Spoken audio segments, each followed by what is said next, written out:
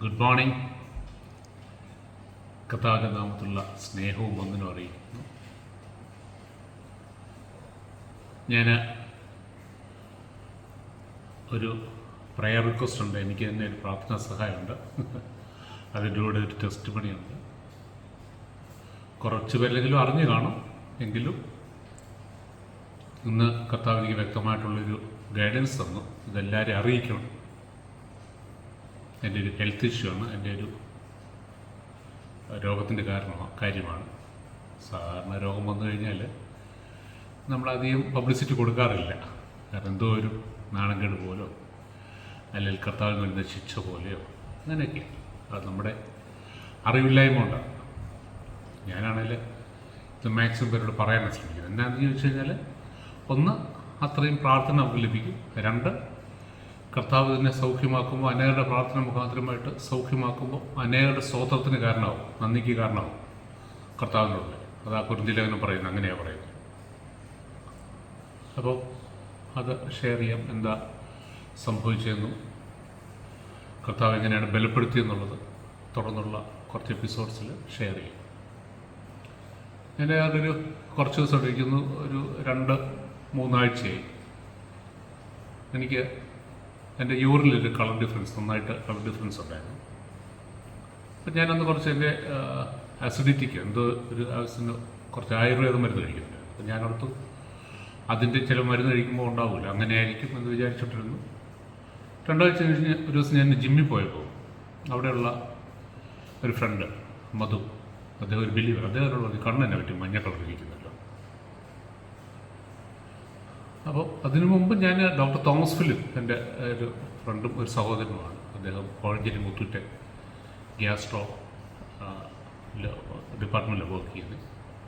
അപ്പോൾ അദ്ദേഹത്തിനോട് ചോദിച്ചപ്പോൾ അദ്ദേഹം എന്നോട് പറഞ്ഞു, ലിവർ ഫങ്ഷനിക്കൊക്കെ ഒന്ന് ടെസ്റ്റ് ചെയ്തേര് എന്ന് പറഞ്ഞു. ഞാൻ എന്നിട്ടും എന്തോ സമയം കിട്ടിയില്ല. അങ്ങനെയാണ് ജിമ്മിൽ ചെന്നപ്പോൾ മധു ഇങ്ങനെ പറഞ്ഞു. അന്ന് ഞാൻ ജിമ്മിൽ നിന്ന് തിരിച്ചു വരുന്ന വഴി ലാബിൽ കയറി ടെസ്റ്റ് ചെയ്തപ്പോൾ നോക്കിയപ്പോൾ ജോണ്ടിസ് ഉണ്ട്. ബിലൂറിബിൻ ഒക്കെ നല്ല കൂടിയിരിക്കും, 11.6 എന്തായിരിക്കും. അപ്പോൾ പിന്നെ ഡോക്ടർ തോമസ് ഫിലിപ്പിനെ വിളിച്ചു. അദ്ദേഹം പറഞ്ഞു അൾട്രാസൗണ്ട് ചെയ്യണം.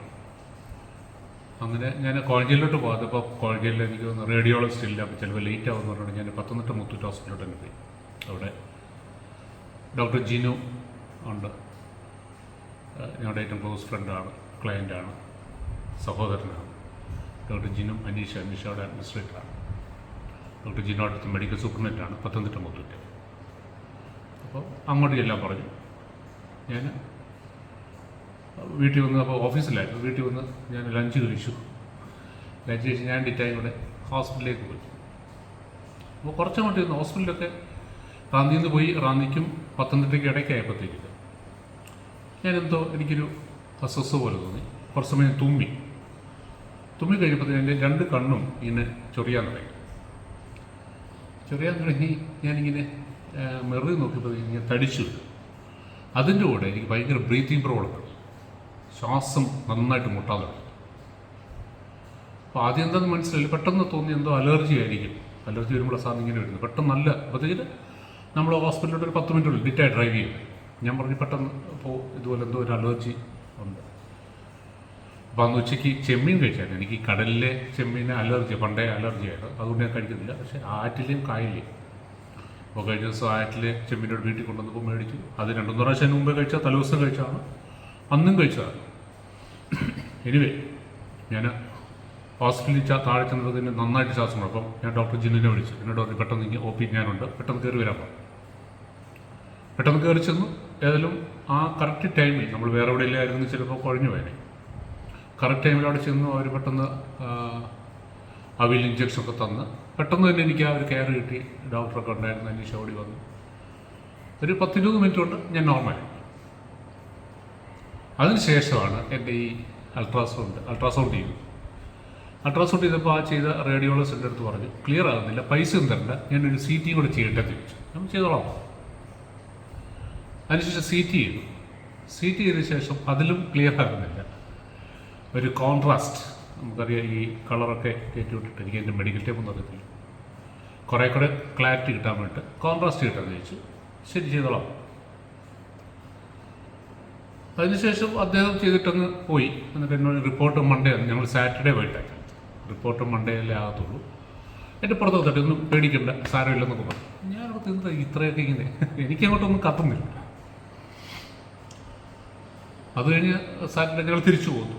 പിറ്റേ ദിവസം സൺഡേ മോർണിംഗ് എന്നെ ഡോക്ടർ ജിനും ഡോക്ടർ തോമസ് ഫിലിപ്പും കൂടെ ഞങ്ങൾ എൻ്റെ കോഴഞ്ചേരിയിലുള്ള ഗ്യാസ്ട്രോ ഡോക്ടറായിട്ടുള്ള ഡോക്ടർ തോമസ് ഫിലിപ്പും ഡോക്ടർ ജിനും കൂടെ, ഡോക്ടർ ജിനു സർജനാണ്, ഇവർ ഡിസ്കസ് ചെയ്തിട്ട് ഇവർ രണ്ടുപേരും എന്നെ വിളിച്ചപ്പോൾ എന്നോട് പറഞ്ഞു നമുക്കൊരു എൻഡോസ്കോപ്പി കൂടെ വേണം, ഇത് അത്ര ക്ലിയർ ആകുന്നില്ല. ഇവർക്ക് ഏകദേശം കാര്യം പിടികിട്ടി, പക്ഷേ എന്നോട് അങ്ങനെ എന്നാലും എൻഡോസ്കോപ്പിയിൽ എന്തെങ്കിലും ഉണ്ടെങ്കിൽ പിന്നെ നമ്മളത് ബയോപ്സി ചെയ്യണം. ഞാൻ ചോദിച്ചാൽ ഇതിന് അത്രയൊക്കെ പോകുന്നത് ഇല്ല, അതാണ് അതിൻ്റെ പ്രൊസീജിയർ എന്നൊക്കെ പറഞ്ഞ് എന്നെ ആശ്വസിപ്പിച്ചു. Okay fine. ഞാൻ ചോദിച്ചു തിരുവല്ലയിൽ എവിടെയെങ്കിലും ബിലീവേഴ്സിലും പ്രീ എൻഡോസ്കോപ്പി അപ്പോൾ പറഞ്ഞില്ല, എറണാകുളം തന്നെ പോകുന്നതായിരിക്കും ഏറ്റവും നല്ലത്. ഡോക്ടർ തോമസ് ഫിലിപ്പ് ഇൻസിസ്റ്റ് ചെയ്തു എറണാകുളത്ത് ലിസി തന്നെ പോവുക, ലിസി ഹോസ്പിറ്റലിൽ ഡോക്ടർ മാത്യു ഫിലിപ്പിനെ കാണാം, അതാണ് ഏറ്റവും ബെസ്റ്റ്. അപ്പോൾ ഡോക്ടർ മാത്യു ഫിലിപ്പിൻ്റെ കൂടെ ഈ ഡോക്ടർ തോമസ് ഫിലിപ്പ് വർക്ക് ചെയ്തിട്ടില്ല. അപ്പോൾ അവർ തമ്മിൽ പരിചയം. എന്നോട് പറഞ്ഞു ഞാൻ മിറ്റി ബ്രദർ ഒന്നും അറിയണ്ട, ഞാൻ എല്ലാം അറേഞ്ച് ചെയ്തോളാം. അപ്പോൾ ഞാൻ ആലോചിച്ചിട്ട് പറയാമെന്ന് പറഞ്ഞു. ഇത്രയും ഇങ്ങനെ എന്നെ നിർബന്ധിച്ചപ്പോൾ ഓക്കെ ഞാൻ അങ്ങോട്ട് തന്നെ പോയത്. അപ്പോൾ ഞാൻ ട്യൂസ്ഡേ പോയത്. അപ്പോൾ സൺഡേ ആണ് ഇത് പറയുന്നത്, മൺഡേ എനിക്ക് ഓഫീസിൽ കുറച്ച് കാര്യങ്ങളൊക്കെ ചെയ്ത് ട്യൂസ്ഡേ പോയത്. അപ്പം അങ്ങനെ അവിടെ വിളിച്ച് പറഞ്ഞു. ഞാൻ ട്യൂസ്ഡേ പോയി. ട്യൂസ്ഡേ ഞങ്ങൾ ലിസി ഹോസ്പിറ്റലിൽ ചെന്നു, അവിടെ ഡോക്ടറിനെ കണ്ടു. ഡോക്ടർ പറഞ്ഞു എല്ലാം നോക്കിയിട്ട് പറഞ്ഞു നെക്സ്റ്റ് ഡേ നമുക്ക് എൻഡോസ്കോപ്പി ചെയ്യാം. അപ്പോൾ എൻ്റെ അവിടെ അഡ്മിറ്റ് ചെയ്തു. നെക്സ്റ്റ് ഡേ എൻഡോസ്കോപ്പി ചെയ്തു. എൻഡോസ്കോപ്പി ചെയ്തിട്ടപ്പോൾ എൻ്റെ അടുത്ത് പറഞ്ഞു ഒരു ഗ്രോത്ത് എൻ്റെ ബൈൽ ഡക്റ്റിൽ, അതായത് പാൻക്രിയാസിൽ നിന്ന് ബൈൽ പോകുന്നൊരു ഡക്റ്റുണ്ട്, ഒരു കുഴൽ, അതിനകത്തൊരു ബ്ലോക്കും ഒരു ഗ്രോത്ത് ഉണ്ട്, ഒരു ട്യൂമർ.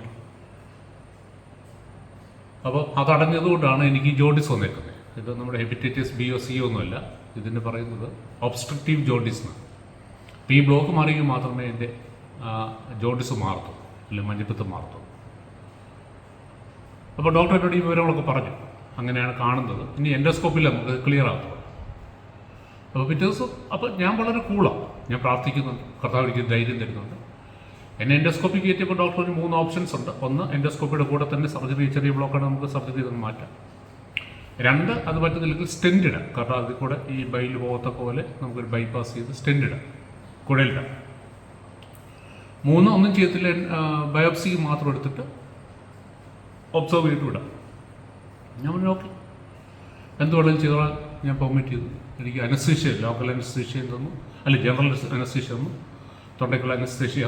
അങ്ങനെ എനിക്ക് കേൾക്കാം, ഇവർ പറയുന്നതൊക്കെ കേൾക്കാം. ഞാനിങ്ങനെ എന്താ പറയുന്നത്, നമ്മൾ വേറെ ലോകത്ത്.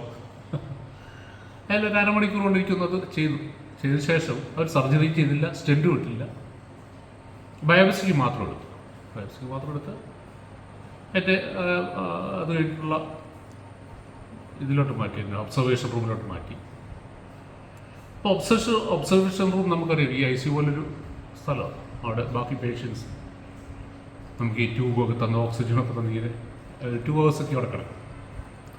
2 hours അവിടെ അപ്പം ഞമ്മല്ലേ എനിക്ക് ഇത് എൻഡോസ്കോപ്പി ഒക്കെ ചെയ്തപ്പോൾ ഒന്നും എനിക്കൊരു ഭയമില്ല, കർത്താവ് എനിക്ക് ധൈര്യം തന്നു. ഈ 2 മണിക്കൂർ ഞാൻ ഈ ഒബ്സർവേഷൻ റൂമിൽ കിടന്നപ്പോൾ എനിക്ക് ഭയങ്കര തലവേദന എടുക്കുന്നത്, കാരണം അവിടുത്തെ AC, പിന്നെ ആ പടം നമുക്ക് തിരിയാനും വയ്യ മറിയാം. ഞാനാണെങ്കിൽ ഒരിക്കലും ഈ മലന്ന് കിടക്കാറില്ല, ഞാനെപ്പോഴും സൈഡിലെടുത്തില്ല എനിക്ക് കിടക്കുക, എനിക്കത് കംഫർട്ടബിൾ. ഇത് ഈ ട്യൂബും ഇതെല്ലാം ഇട്ടേക്കുന്നതുകൊണ്ട് എനിക്ക് പറ്റുന്നില്ല. അപ്പോൾ അവിടെ കിടന്നപ്പോൾ തന്നെ എനിക്ക് മതിയായി. ഞാൻ സിസ്റ്ററോട് എന്നെ എപ്പോഴാണ് വിടുന്നത്, പറയുക താമസിക്കാൻ വിടാമെന്ന് പറഞ്ഞു. അവിടെ നിന്ന് വിട്ടു.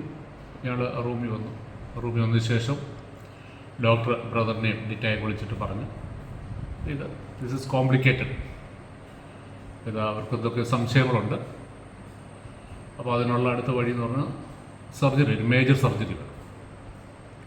നമ്മളിത് എടുത്ത് കളഞ്ഞെങ്കിൽ മാത്രമേ അത് നോർമലാകത്തുള്ളൂ. വിപ്പിൾ സർജറി എന്നൊക്കെ പറയും. വിപ്പിൾ സർജറി എന്ന് പറഞ്ഞു കഴിഞ്ഞാൽ മെഡിക്കൽ ഇതിൽ അറിയാവുന്നവർക്കറിയാം. പക്ഷേ മേജർ സർജറി 6-7 മണിക്കൂർ വേണ്ടിയ സർജറി. അപ്പോൾ പിറ്റേ ദിവസം എന്നെ റൂമിൽ മാറ്റിച്ച് അന്ന് തന്നെ സർജൻ വന്നു, ഈവനിങ് സർജൻ വന്നു. എന്നെ സർജറി ചെയ്യാൻ ഉദ്ദേശിക്കുന്ന ആ സർജൻ വന്നിട്ട് എന്നോട് ഇത് എക്സ്പ്ലെയിൻ ചെയ്തു, ഇതിൻ്റെ പ്രൊസീജിയർ. ആദ്യം ജൂനിയർ വന്ന് പിന്നെ സീനിയർ വന്ന് പ്രൊസീജിയർ എക്സ്പ്ലെയിൻ ചെയ്തു. അപ്പോൾ ഞാൻ ചോദിച്ചു എത്ര ദിവസം ഞാനിത് കഴിഞ്ഞിട്ട് ICUയിൽ കിടക്കും. അപ്പോൾ എന്നോട് പറഞ്ഞു ഒരു 4-5 ദിവസമെങ്കിലും കിടക്കേണ്ടി വരും. അതിനുശേഷം ഹോസ്പിറ്റലിൽ ചിലപ്പോൾ ഒരാഴ്ചയോളം കിടക്കേണ്ടി വരും. അതിനുശേഷം ബയോപ്സി പോസിറ്റീവാണ്, പിന്നെ അതിൻ്റെ പ്രൊസീജിയർ. ചുരുക്കം പറഞ്ഞാൽ ഏതാണ്ട് ഒരു തീരുമാനം. ഞാൻ സത്യം പറഞ്ഞാൽ എനിക്ക് അസുഖം കേട്ടപ്പോൾ ഒന്നും എനിക്കൊരു പേടിയില്ലായിരുന്നു, അല്ലേ ഒന്നുമില്ല. ഞാൻ ഈ പ്രൊസീജിയർ കേട്ടപ്പോൾ ഡിറ്റ പുറത്തോട്ട് പോയി. ഞാൻ പെട്ടെന്ന് അങ്ങ് ഷെയ്ക്കർ ഒന്ന്, ഞാൻ സാധാരണ കർത്താവിൽ ആശ്രയിക്കുമ്പോൾ അങ്ങനെ കുലുങ്ങാറില്ല. പക്ഷേ എനിക്ക് പ്രൊസീജിയർ കേട്ടു. ദെയർസ് നോ വേ ഔട്ട്, ഇത് മാത്രമേ ഉള്ളൂ ഇതിൻ്റെ സൊല്യൂഷൻ എന്ന് ഡോക്ടർ തീർത്ത് പറഞ്ഞു. ഇതിൽ കൂടെ എല്ലാം വെറ്റി കടന്നു പോകണം, പോയെങ്കിലേ പറ്റത്തുള്ളൂ. ഡോക്ടർ പുറത്തു പോയി, ഡിറ്റൈം പുറത്തോട്ട് പോയി. ഞാൻ സത്യം പറയും, ഞാൻ കർത്താവിനോട് ഞാൻ കരഞ്ഞു. ഞാൻ അങ്ങനെ കരയാറില്ല, ഞാൻ കരഞ്ഞു. ഞാൻ കർത്താവേ, എനിക്കിത് കൂടെ കടന്നു പോകാനുള്ള ശക്തിയില്ല, ഇതൊന്നും ഒഴിവാക്കില്ല. എങ്ങനെയാണെന്നൊന്നും എനിക്കറിയില്ല, ഒഴിവാക്കി തരണമെന്ന് ഞാൻ പ്രാർത്ഥിച്ചു. ഞാൻ ഹൃദയപൂർവ്വം ഞാൻ നേരത്തെ പറഞ്ഞിട്ട് കർത്താവിനെ ആശ്രയിക്കുക എന്ന് പറഞ്ഞു കഴിഞ്ഞാൽ നമ്മൾ കർത്താവ് മാത്രം, എനിക്ക് വേറെ ഒന്നുമില്ല ആശ്രയം. I don't want to undergo this procedure, ഈ സർജറി. എന്തോ എൻ്റെ മനസ്സ് പറയുന്നത് ഇതുകൊണ്ടൊന്നും അത് മാറത്തില്ല, അല്ലെങ്കിൽ ഇത് നമ്മൾ ഉദ്ദേശിക്കുന്നതിൻ്റെ അപ്പുറമായിട്ട് ഇത് പോകും. അപ്പോൾ ഡോക്ടേഴ്സിന് ഏകദേശം കാര്യം പിടികിട്ടി.